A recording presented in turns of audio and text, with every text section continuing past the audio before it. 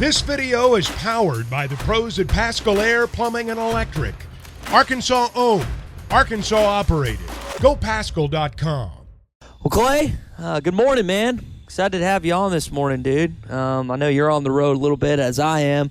We'll start with basketball, and then we'll dive into football, because I know you have a lot of thoughts on this offseason. We got to talk about these jeans. Oh gosh! All right, let it rip. Do they have sequins on the back pocket? No, they're Wranglers, brother. There's one tan pair and then one dark blue. So they're no sequins. Okay. I just wanted to make sure. I'm trying to protect you, Tommy. Yeah, well, first question I asked Clay, and I hadn't got a straight answer, are these skinny jeans? Because Ty, he fits the mold and the model for a fella that'd be wearing skinny jeans, doesn't he, Clay? Well, I've seen these guys with long hair, and they got sequins on the back of their jeans. And I just want to make sure, just watching out for you. I don't want you walking into hard scrabble with sequins on the back of your jeans. No, I get thrown out of there probably. No, I'm a Wrangler man, Clay. That's Tommy fair. dogged me for. We were at Garth. Was that last summer? Whenever that was. Mm-hmm. And I take my sister's advice on a lot of clothing, because I can't dress myself even at 28 years old. And young one, yeah, I know it's still a long process. Slowly getting there, and I'm proud of you to a degree. To a degree, I'll take it. There's a limit on it, Ty. That's what he's telling you. There's a limit of his pride. Okay, go back to your questions, Ty. I've heard your conversation. I expect this will be a good question, because you were good with. Although I will say, what's the deal about asking Tom Murphy which is easier, a new offensive coordinator terminology or a new defensive terminology? I've never heard of that question before. It's just a good question, right? Yeah. Well, I'm gonna tell you that Tom he hauled around, and finally he's like, I don't know, and nobody knows. Okay, what's the answer, Ty? Clay, I know you had the answer. I don't know. No. I think Tom did really good. Well, at least it's not Hogganese this time. Maybe they're not having to learn Hogganese. Oh, bless us. No more Hogganese. No more Hogganese. I didn't know how to spell Hogganese. Is that with two Z's or one? Oh, I don't know. It was. Yeah, unfortunately, it had an L in there. That was the problem. It had too many L's in it. So, Yep. So what happens tonight, Clay? 6 o'clock. I don't think the season's on the line, but the rest of the week's on the line tonight. This feels important to really firmly punch your ticket for next week in the big dance. Yeah, it starts with staying in front of Wendell Green. And that's not easy.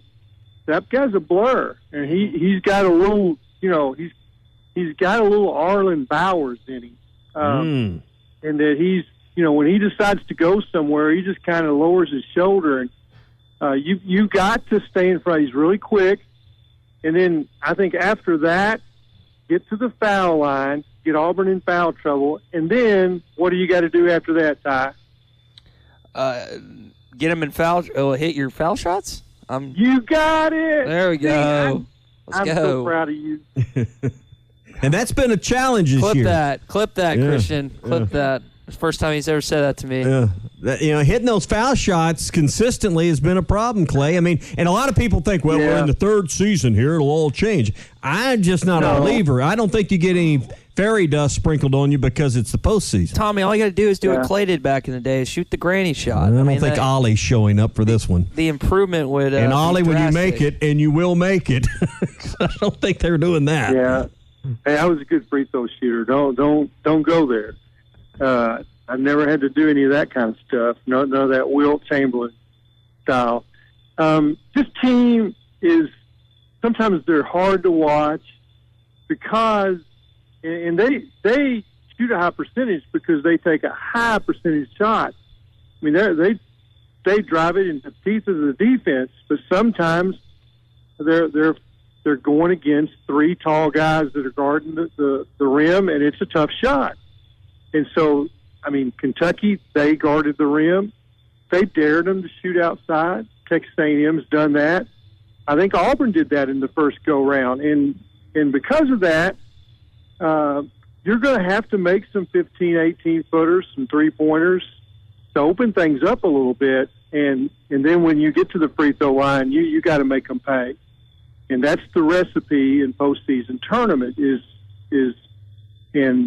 you avoid the turnovers by not going in there where you don't have a shot and you try to make a pass or do something wild.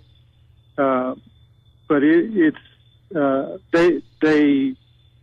play a big guard lineup, and Wendell Green is not that. He's more of a traditional size, old school college basketball guard, quick, crafty, and very aggressive with the ball.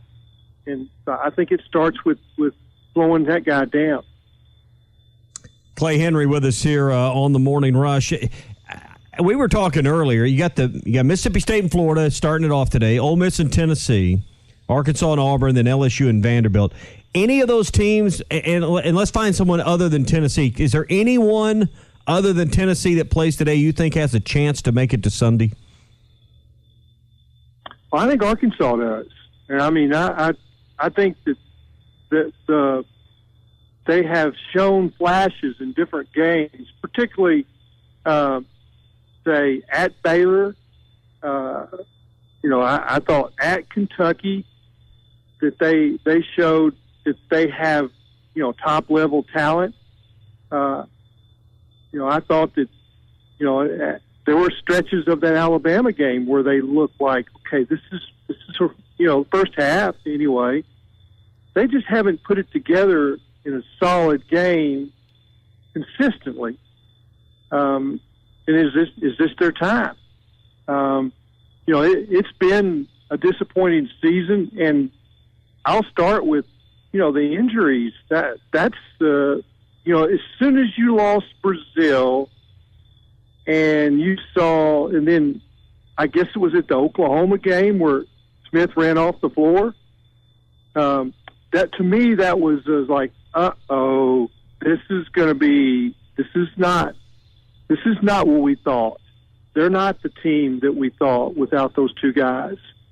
Got Nick back, but I think that if their chemistry, if it comes together and they keep their composure. Now they've lost their composure some, and that's a young team. Devoe's not young, but he's gotten rattled a few times. He actually left the team for a while, right, after the Hawaii trip. Yeah. So there's been some things about this team that you say kind of scratch your head. It's like, well, not quite what we thought. Anthony Black has lost his composure sometimes. They have to avoid that pitfall. As we roll into postseason, they have to keep their composure and when there's a little bit of adversity, just step up and handle it. We're talking with Clay Henry again. And Clay, on that note, so Devoe gets ejected from the last game. And I wonder, when a player like that, like as important as he is to the fabric of the team, how does he individually kind of get himself back? I mean, is that something you apologize for? Is that something you take ownership of? I don't know. It's he probably does, just knowing him. He probably did it already, right after the game. Sometimes, the coach has to pull him aside, like, hey, you need to say something. But I don't know if that happened or it didn't. But it was a big part of that game. And now I think they have to handle officiating better than they have. And that starts with the head coach. He's got to show that, that he's not going to lose it on every call. And he has to make sure that his players don't. And I'll go back to Nolan Richardson and Eddie Sutton. They told their players they would handle officials, and they would be the guy. And they are not to get a technical foul under any circumstance. And there was punishment for technical fouls by players. But we've seen a lot of that this year. It's hard fouls and technicals and losing composure. And, that's youth or inexperience in those situations. Devoe, that should not happen with Devoe. Mm-hmm. No, I would agree with you on that. Now, let's ask you about what you just said about Muss. I mean, we've seen it. I mean, he's an intense guy, and I think that's why Arkansas fans love him, because of how much he wants to win. But isn't it like the hay in the barn at this point? Like, don't you know what you're getting when it comes to him and just how he associates with officials during games? Yeah, I just think he needs, as far as what he does with his players, they need to see that. Now, hey, you got to make sure your players know, I'm the guy that's going to show reaction to the official. You're not. And that's part of, and I'm sure he's worked on that. But here's what I see with this team. They play so hard, and that's a plus. But there's kind of a magic level that you have to get to, and you can't go above it. You've got to maintain composure, and your intensity has to be at a level that you're still under control. Yeah. And that's what I've seen. They've tried so hard, and that's a strength, but that's also, an issue sometimes. Yeah. So that's the part that you're glad that they play that hard, but they've got to maintain a little composure in some of these situations. But think about they know that, yeah. And it's hard to say, all right, I'm going to dial it back a little bit. Well, then you're going through the motion. So it is. That's why I say it's the magic level. Yeah, but think about the game itself now. College basketball. I think we'd all agree it's changed a lot in the last 5 years. What's the game all about today, guys? When you got the ball in your hands, driving to the basket. You're going to do one of two things. You're going to drive to the hole and kick it out for a three, or you're going to shoot a three. But you're going to the basket continuously. I don't know how many possessions you'd say there are on average in a game, but I would say 2/3, 3/4 of those drives end up with somebody slashing and driving to the hole. Is that fair? Yeah, and then here's the really hard part about that. It's the charge block. Okay, so that's where I'm going. You're forcing, because of the way the game's played now, the officials on both ends of the floor have to make a decision virtually on every possession. That's a hard decision. You either love that whistle or you hate it. Well, and here's the thing. You're going to love some and you're going to hate some. And we have to realize that as fans, that there's just decisions that were easier in the way the game was played 10 years ago. It was just easier decisions. Now there's a hard decision on who initiated the contact, what really happened on that play. You said block charge. That's one of the reasons the restricted area is in there, is to more easily define that. We've started playing the game in a way where we put the officials in a position that they have to make a call that's difficult, that's more subjective. I won't say more difficult, just more subjective. Yeah. I think all that's right. And that's the way the game has become. So we are more irritable as fans, coaches, players, everybody, because we don't like it, because it's every trip there seems to be a controversial call, but a decision has to be made. Yeah. Well, all of that is true. I think if you make your free throws, it all makes it easier. Yeah, because that's really what the end goal is, hey, maybe we get two and an and one, and everybody loves to holler and one. I mean, that's just, just irritating.